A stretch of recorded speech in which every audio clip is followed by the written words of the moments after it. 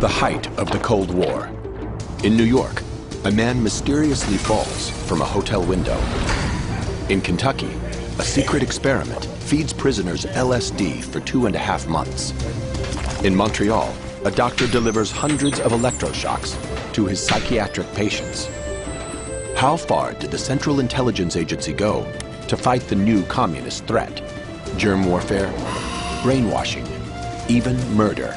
What's the real story behind the CIA's secret experiments?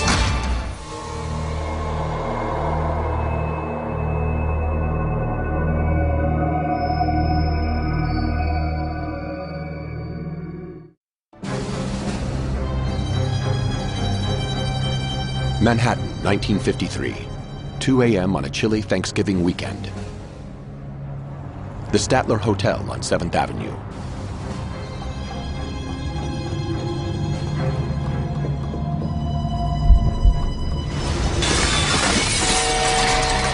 A man plunges to his death from the 13th floor.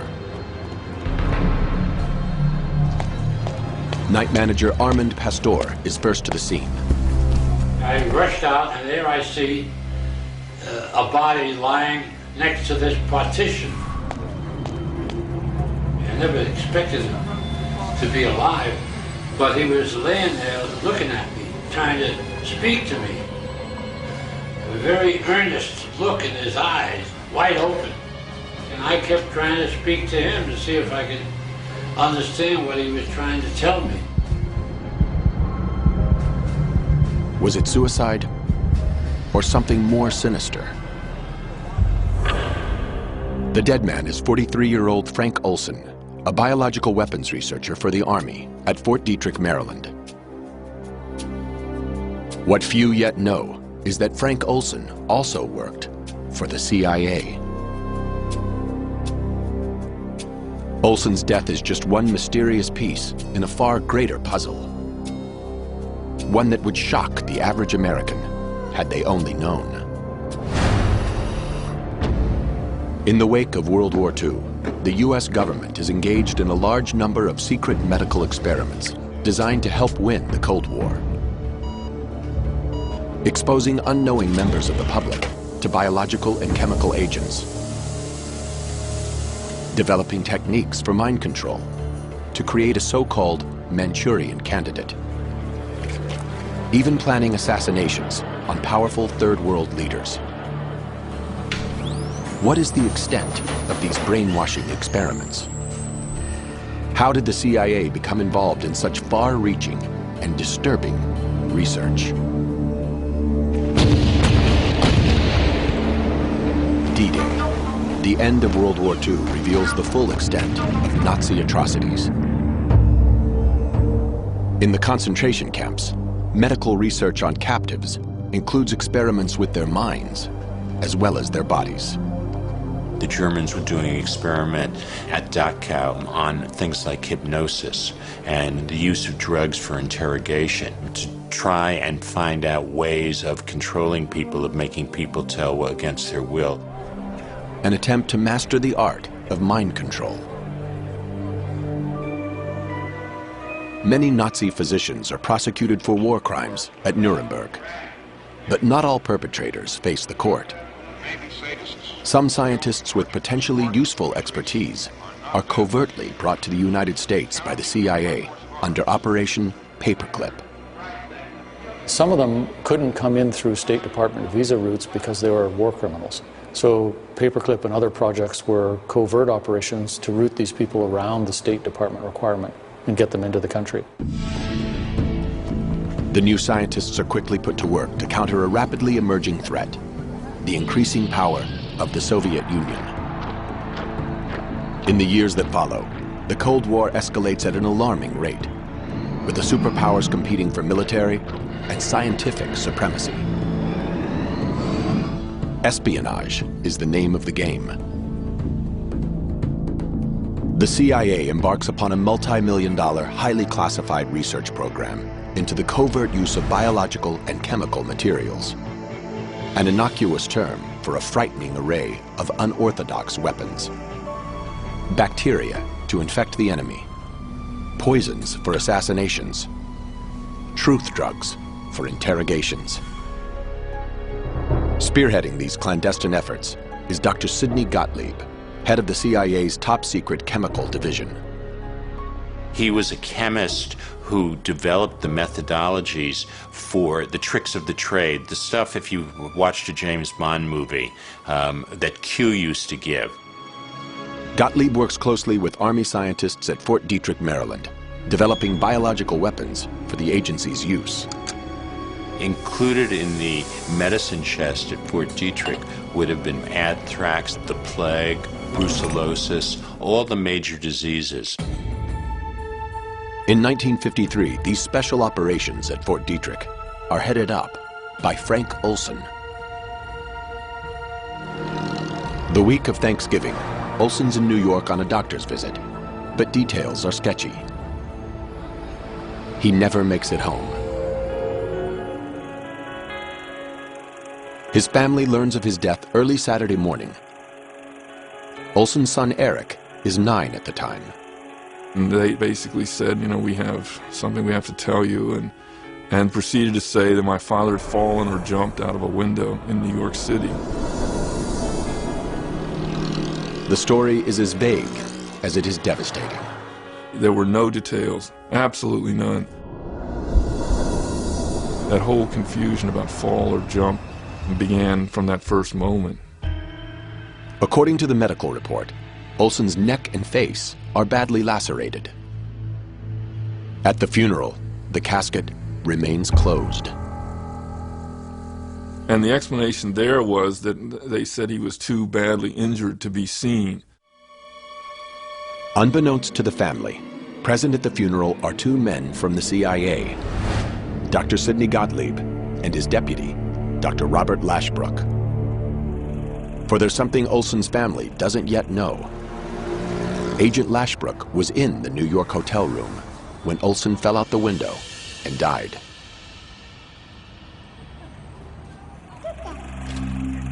The mysterious circumstances of Olson's death raise many questions. Some answers lie buried in his secret life, working for the CIA. Olson's specialty is aerosol delivery systems. But by 1953, his career has evolved into top-secret research into germ warfare and more. During his years with the government, he was very, very concerned about what he had gotten into and whether he was doing the right thing. Together, the CIA and the Army's Special Operations plan experiments on the dispersal of their new biological weapons. More than once, they simulate an attack on an entire city. One target, the nation's most populous metropolis, New York.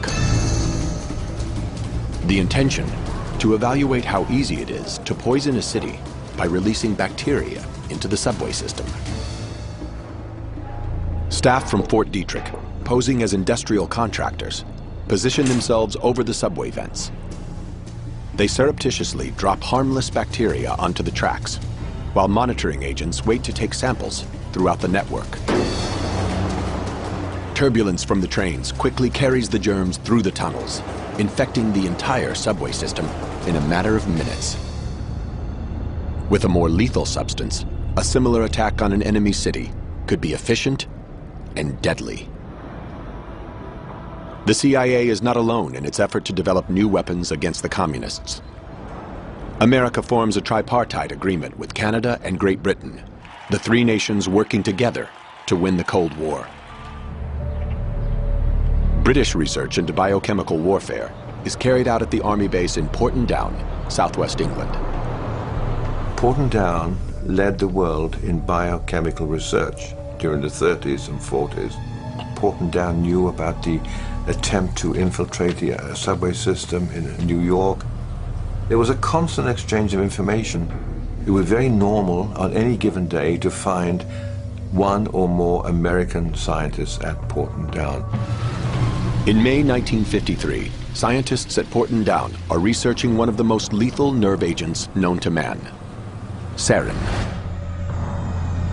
The experiments are conducted on military volunteers, but the young servicemen have no idea what they are letting themselves in for. On the board there was a separate notice, typed, which said in so many words, volunteers wanted to help find a cure for the common cold. Those taking part will receive extra pay. I knew nothing about biochemical warfare. I was unbelievably naive.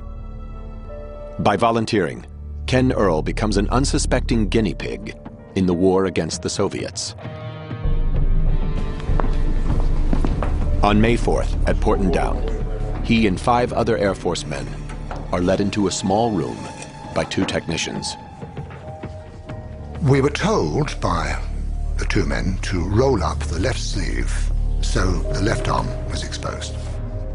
These 2 men then took 2 pieces of material and they taped them to our forearm.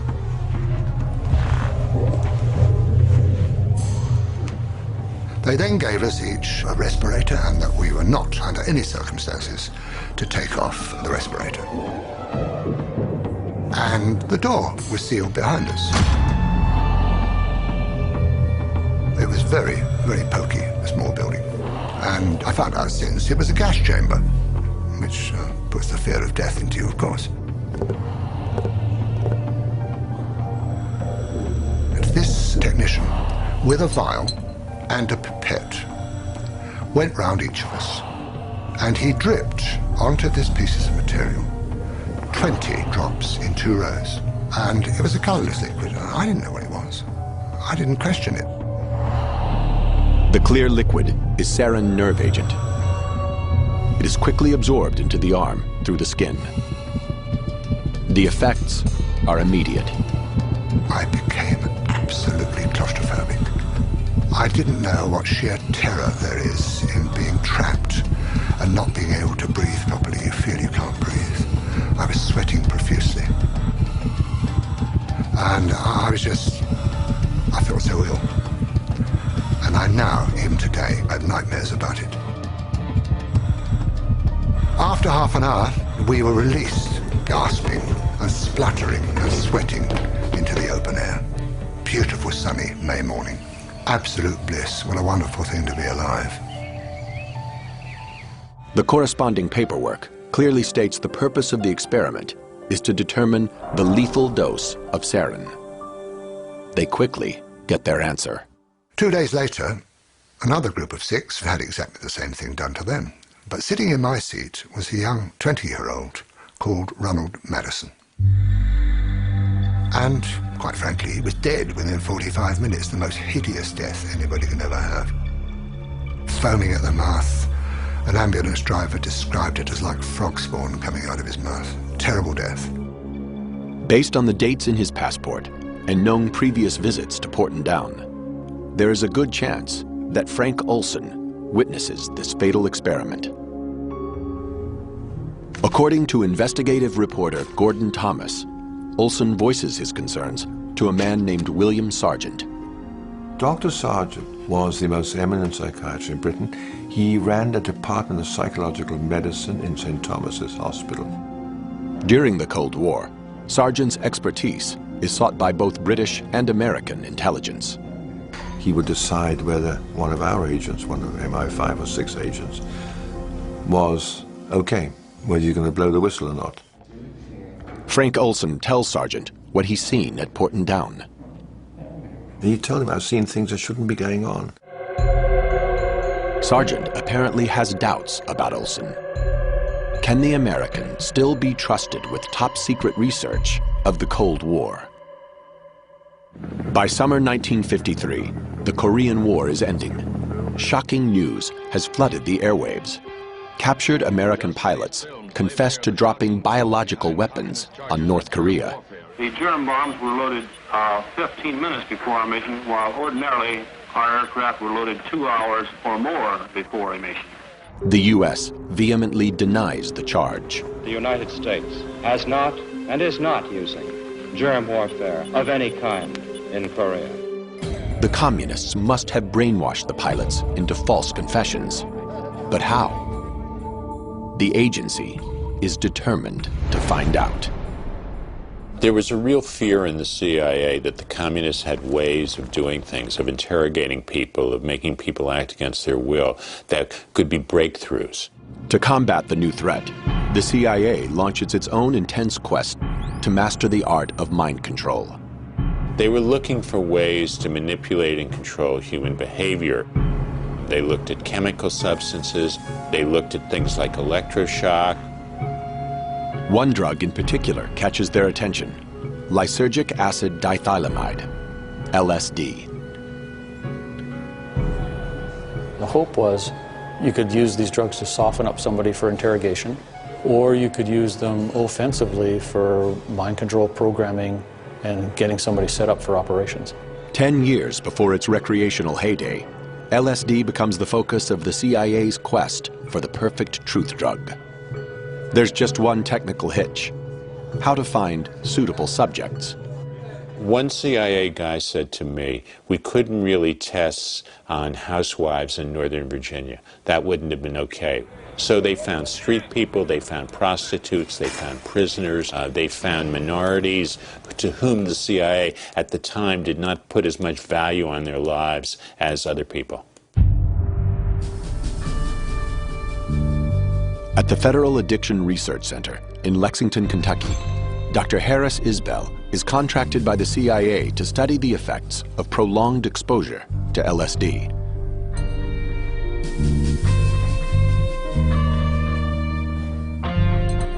His subjects are incarcerated heroin addicts, mostly African American.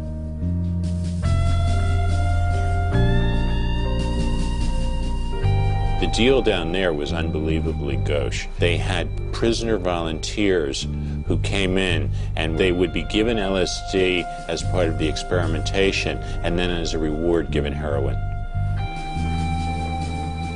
In one experiment, prisoners are kept on increasing doses of LSD for 77 straight days.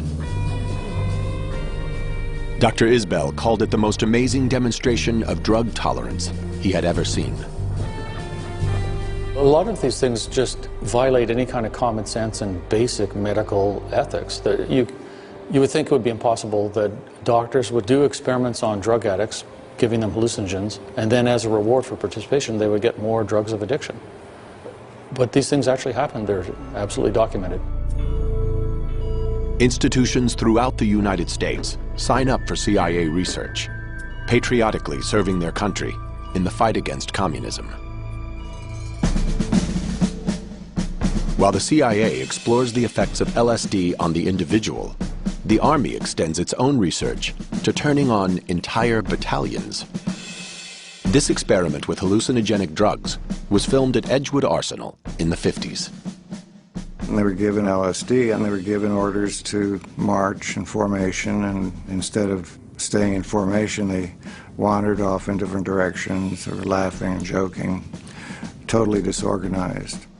Well, the Army had been looking for a drug that could incapacitate the enemy for short periods without killing them, and LSD initially looked like it might be useful for that purpose.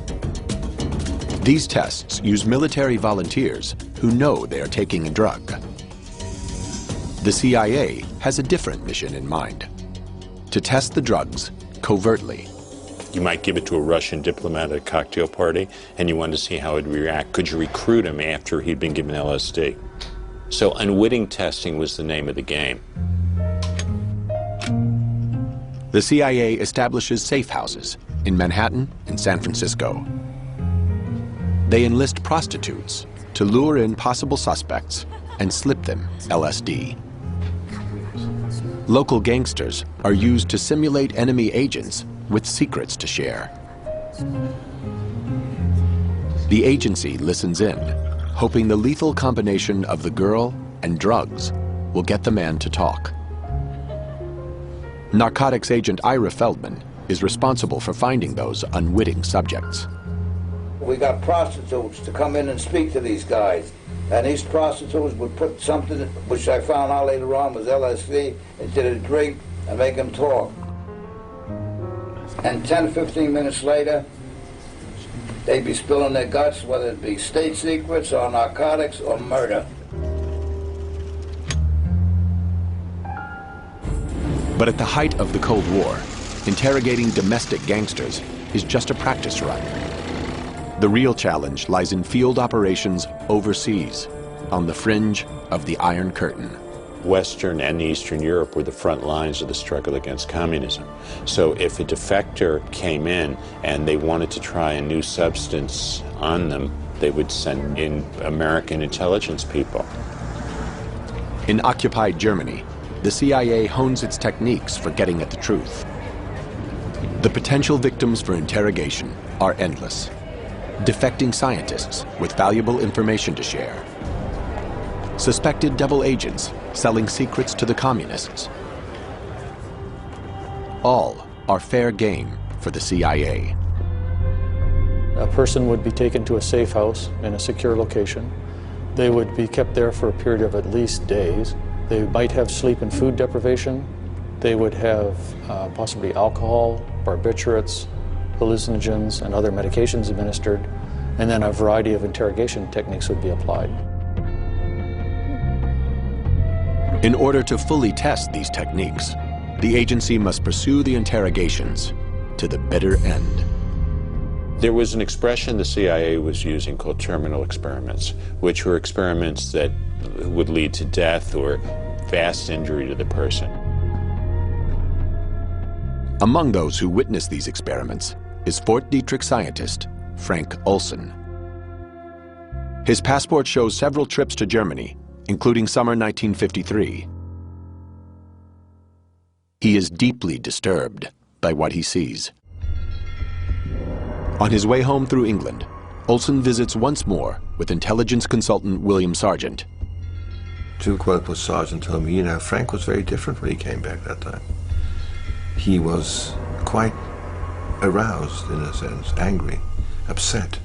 William Sargent is convinced the CIA now has a serious problem.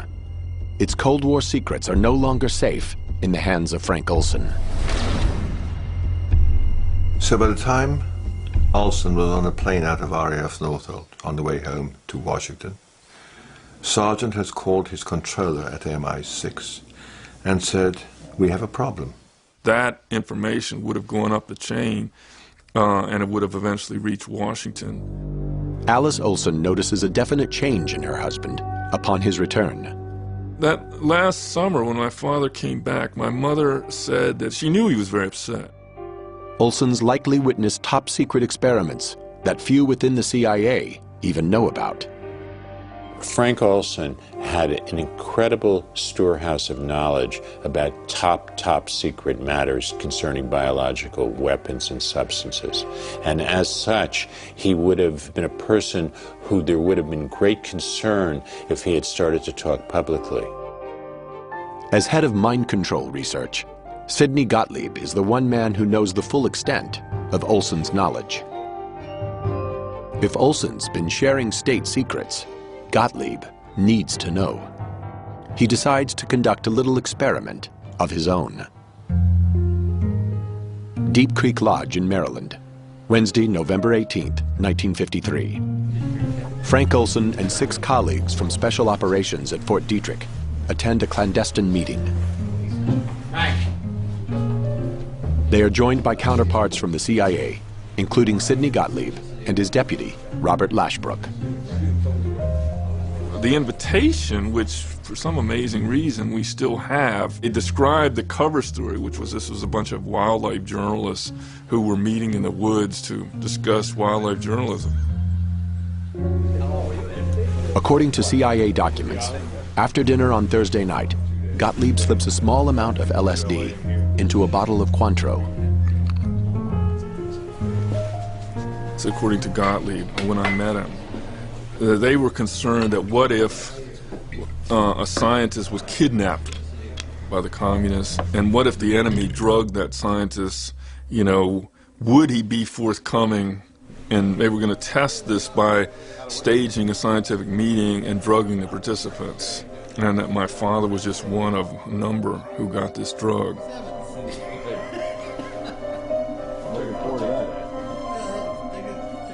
Allegedly, all but 2 of the scientists present are drugged unwittingly. 20 minutes later, Gottlieb tells them what he's done. and the meeting gradually deteriorates as the narcotic takes effect. But what happens after that remains disputed. Some believe Olson is interrogated. When Olson returns home, he is profoundly affected. He wasn't hallucinating or anything remotely like that. He was simply somber and was upset. He used that phrase that he'd made a terrible mistake and he had decided he wanted to quit his job. Instead of accepting Olson's resignation, his boss sends him to New York for psychiatric counseling. He's accompanied by Robert Lashbrook from the CIA. But the attending doctor, Harold Abramson, is not a psychiatrist, but an allergist. He's been experimenting with LSD for the CIA's mind control research. The doctor's notes show several meetings with Olson over the course of the week. On the Friday evening, Olson calls home to his wife, Alice. He said he was feeling much better. He just wanted to reassure her and said he'd, look forward to seeing her the next day. But at 2 o'clock on Saturday morning, Frank Olson falls from the 13th floor of the hotel to the sidewalk below. The CIA claims it's suicide. They offer no explanation to the family, but secretly conclude it was triggered by the LSD given 9 days previously. But something even more sinister could be at play. According to the night manager, immediately after Olson's death, the hotel operator hears Lashbrook calling Dr. Abramson. And he said, well, he's gone. And the man on the other end said, well, that's too bad. And they both hung up. The conversation is suspiciously brief.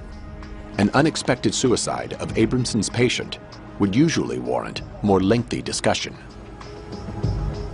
I don't believe you'll ever hear of a case where anybody who was committing suicide jumped through a closed window.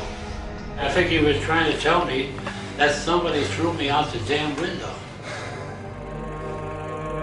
Whether murder or suicide, if William Sargent was right and Frank Olson was a security threat to the agency, his death silences him forever. The secrets of the CIA's experiments remain safe for now. After the Korean War, disturbing new intelligence reaches Washington. Hundreds of American troops are still being held captive, subjected to brainwashing experiments, and then killed. Mind control research back home intensifies. The new goal is to cause an individual to become subservient to an imposed control, to the point where he will perform acts against his will and then have no memory of the act. The search for a real-life Manchurian candidate begins.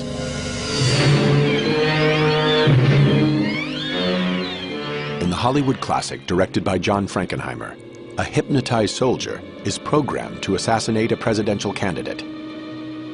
Like a clip from the movie, the CIA attempts to create its own Manchurian assassins using hypnosis and drugs. You create this new identity inside that's hidden from the main part of the person by an amnesia barrier. And then using an access code, you can call out this new identity for whatever mission purpose. To produce such an assassin, the CIA faces two main challenges: how to induce amnesia and how to program in new behavior. In 1957, Dr. Ewan Cameron, an eminent psychiatrist in Montreal, believes he has the answers. The agency sought him out because they had noticed his work, in particular with two techniques, intensive electroshock and what he called psychic driving. Cameron applies his techniques under the guise of normal therapy. It's hard to say just how awful and horrendous what Cameron proposed and what our government financed was. There's a three-part technique which started with an effort to wipe out past patterns of behavior And this was accomplished through the use of particularly intensive, repeated, high-level electroshocks until no more convulsions could be elicited from a patient. Cameron then plays tape-recorded messages through helmets that are locked to his patients' heads. This psychic driving forces them to listen to repetitive statements for weeks on end to program in new behavior. Now, the final phase was to try to wipe out all recollection of what had happened, and that was accomplished by putting people to sleep for 30, 40 days, accompanied by different kinds of cocktails of drugs. Now, that's not any kind of therapy. That's a brainwashing experiment. Since the Greeks first started thinking about medical ethics, the first rule was do no harm. That's a rule Cameron broke. For 4 years, the CIA fully funds Cameron's work, hoping to use his techniques to create a Manchurian candidate. Psychiatrists throughout the nation, at hospitals, prisons, and some of the top universities, are similarly on the agency's payroll. Every possible brainwashing technique is explored. One in particular consumed the agency for years: hypnosis. One of the things the CIA was looking for was, could you give a person an order under hypnosis to assassinate someone else? That would have been a Manchurian candidate. But the assassin must not remember his act. You could take an ordinary person off the street, put him through basic training, and get him to go out in the field and shoot the enemy. The purpose of the hypnosis is not to get the person to go pull the trigger. It's so that they don't remember, so that if they're captured and interrogated, they can't talk about it.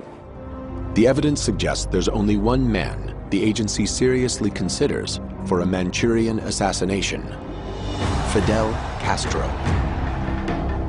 In the early 60s, several potential assassins are selected for programming, but all hypnosis attempts fail, and the plot is quickly abandoned. Then in 1968, an assassination does take place that seems to resemble a Manchurian operation. According to some, the work of a programmed assassin hypnotized by the CIA. My thanks to all of you, and now it's on to Chicago, and let's win there. June 4th, 1968, election night in the California Democratic primary.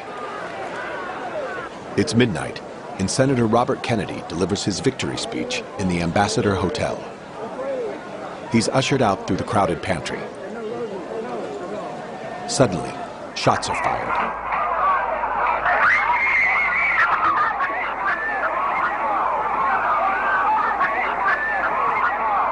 "26 hours later, Kennedy is pronounced dead. As the gunman, 24-year-old Sirhan Bishara Sirhan, is led away, several witnesses notice his trance-like demeanor. He seemed to be in a daze. He didn't recollect any of the details of what he had just performed, and he couldn't explain it. He was told what he had done, and he was bewildered.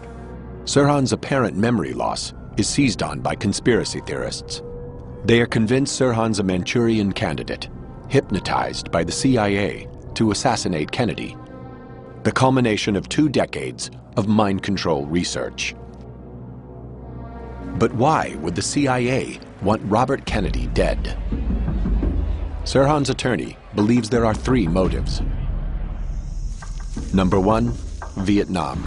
Bob Kennedy was diametrically opposed to the war in Vietnam. The ending of the war in Vietnam would have gone adversely to the bottom lines of some of the major corporate entities in the United States who were making fortunes on that war. Reason number 2, Cuba. Bob Kennedy himself had come to the conclusion that the time was ripe for a deal to be done with Castro in Cuba, and that was not making him very popular. And finally, his own brother's death. He was going to reopen the investigation of the assassination of his brother. That was making a lot of people edgy. Conspiracy theorists believe that Sirhan was hypno-programmed by the CIA. Before Sirhan's trial, psychiatrist Bernard Diamond examines him many times. That girl, I followed her. She led me to a dark place. And Diamond was convinced that he was programmed, and this programming was very intensive and very, very deep into his psyche, and it has remained with him to this day. To this day, he doesn't know what happened. Programmed amnesia is the key ingredient to a Manchurian operation. Sirhan also claims he's been hypnotized before. He'd recently been studying the Rosicrucians, an ancient mystical order devoted to self-improvement. Hypnosis is one of the tools they teach for focusing the mind inward. Sirhan Sirhan described some self-hypnosis meditation type exercises, and his journals have a lot of repetition, RFK must die, RFK must die, which looks to me like trance state repetition, focusing on the mission, focusing on the mission, focusing on the mission. In the Manchurian Candidate movie, the assassin's mission is triggered by the Queen of Diamonds playing card. But it could be anything. The CIA documents describe hand signals, tones over the phone, words. So you hypnotize somebody and you can program in any trigger whatsoever to flip them into their Manchurian Candidate state. Numerous witnesses report seeing a woman in a polka dot dress talking to Sirhan in the pantry moments before the shooting. She had a dress with polka dots on it. How about this girl's hair? What color was it? Brown. This mysterious woman is believed by conspiracy theorists to be Sirhan's Queen of Diamonds, giving him his cue to fire. The hypnotized Sirhan allegedly pulls out his gun on cue, but does not fire the fatal shot. And you have to understand, so much pandemonium. It's almost as though Sirhan was programmed to distract the entire group that was there, allowing someone to do what had to be done in terms of actually killing Kennedy by shooting him in the back of the head. Ballistics evidence seems to support this claim. Kennedy is struck by 3 bullets, all fired from the rear. The fatal shot is fired within inches of his skull, but Sirhan never gets that close. There's no account that pushes him any closer than 3 or 4 feet away from Bob Kennedy in the front of him. Adding to the alleged evidence for a conspiracy is the number of bullets fired. Kennedy is struck 3 times. 5 bystanders are also hit, but several more bullet holes are identified in the doors and ceiling, suggesting at least 10 are fired. Sirhan's pistol, a .22 caliber, only holds 8 rounds. More than 8 bullets would require a second gun.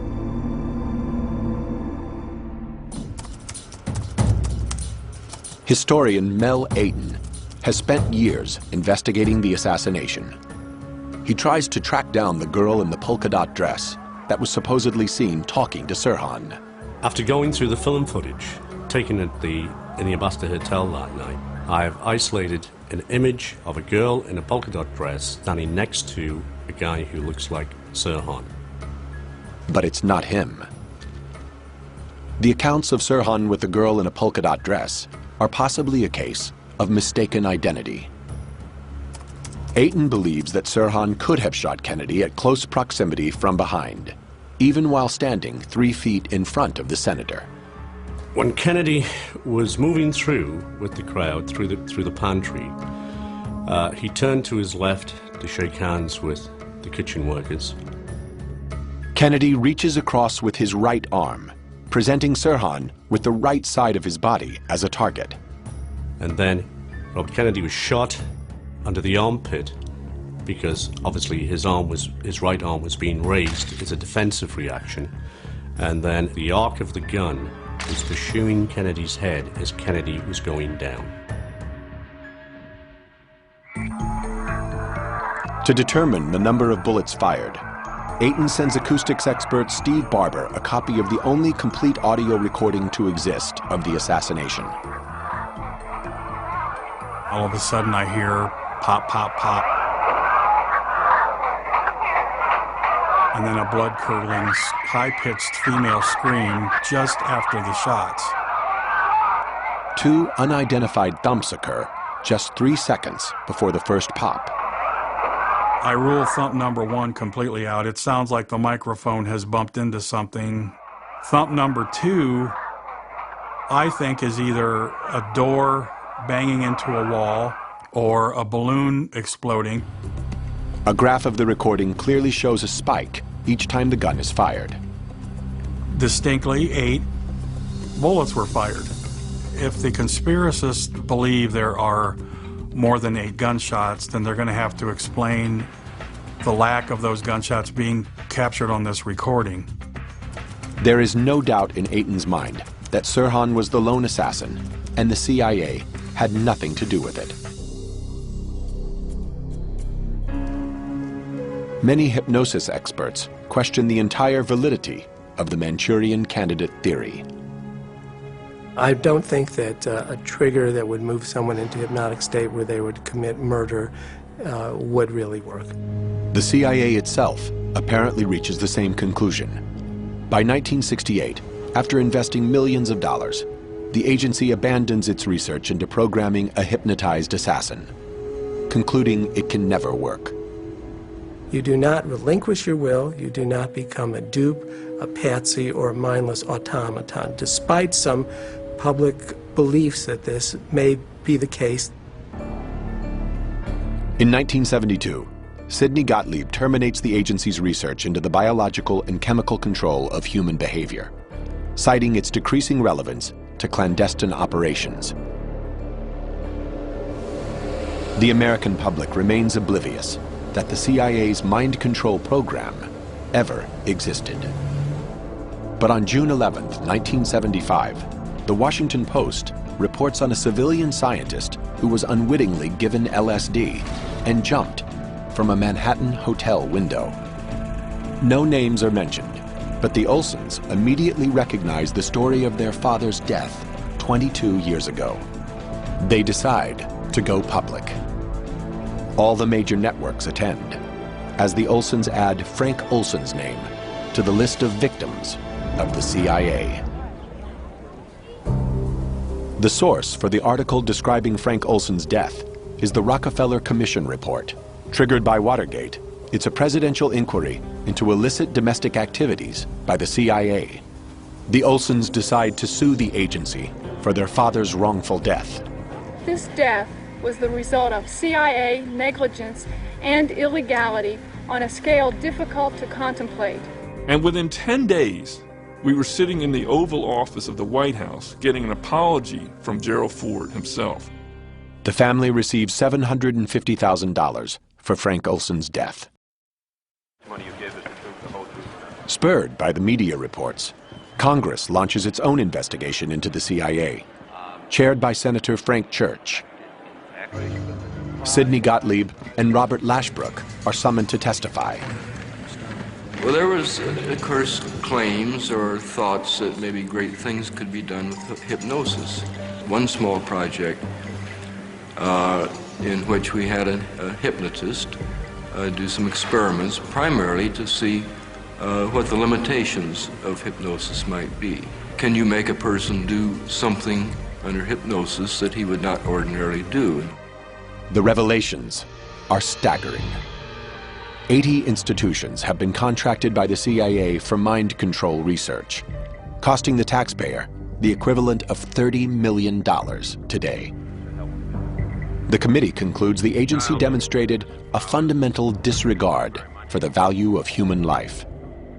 Former CIA Director Richard Helms reveals that in 1973, he instructed Sidney Gottlieb to destroy all records pertaining to the mind control experiments. But some managed to escape the shredder. You can be sure in any government agency there's always an accountant somewhere who has got an extra set of the documents, and the financial records included program descriptions and project proposals. Among the files released by the agency are several internal memos written immediately after Frank Olson's death. The documents describe the incident at Deep Creek Lodge as a mild experiment using a very small dose of LSD, targeting all but 2 of the men at the meeting. Apparently, no one had an abnormal reaction to the drug. But there's also a memo from CIA consultant Harold Abramson, who saw Olson the following week. According to him, the experiment had in fact been designed specifically to trap Frank Olson. The contradictions plague Eric Olson for many years. He is convinced there was foul play at hand.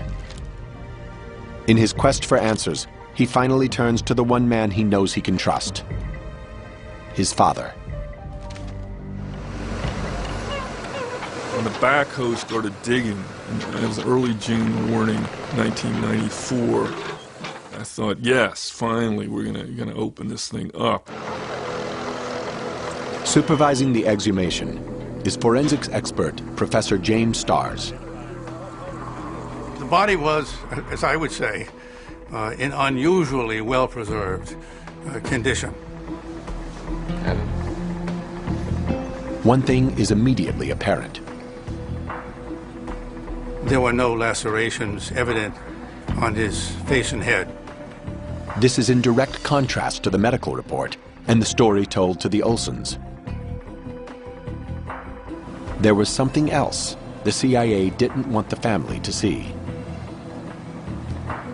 What is present, but not mentioned in the medical report, is a large bruise above the left eye. But Olson hit the ground feet first and then fell backwards. Could have been that someone did, as we anticipated initially, cosh him, hit him on the head, rendering him unable to protect himself, and then did the inevitable, threw him out the window. If true, then Frank Olson was murdered. During his investigation, Eric Olson makes an intriguing discovery.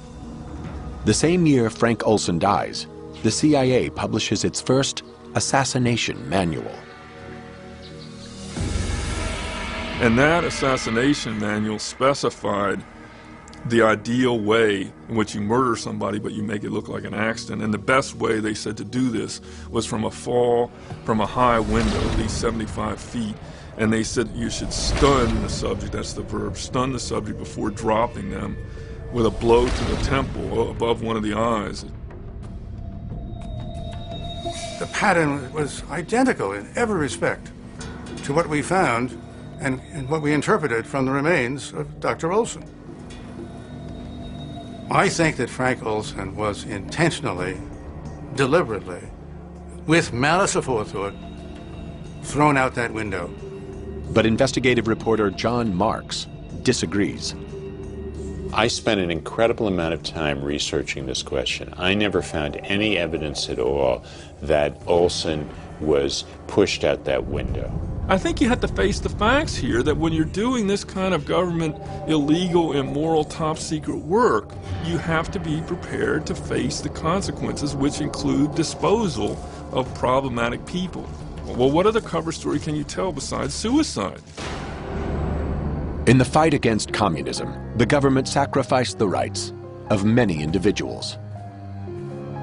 When Professor Starrs asked Sidney Gottlieb about the CIA's secret experiments on humans, Gottlieb claimed he would do the same again today.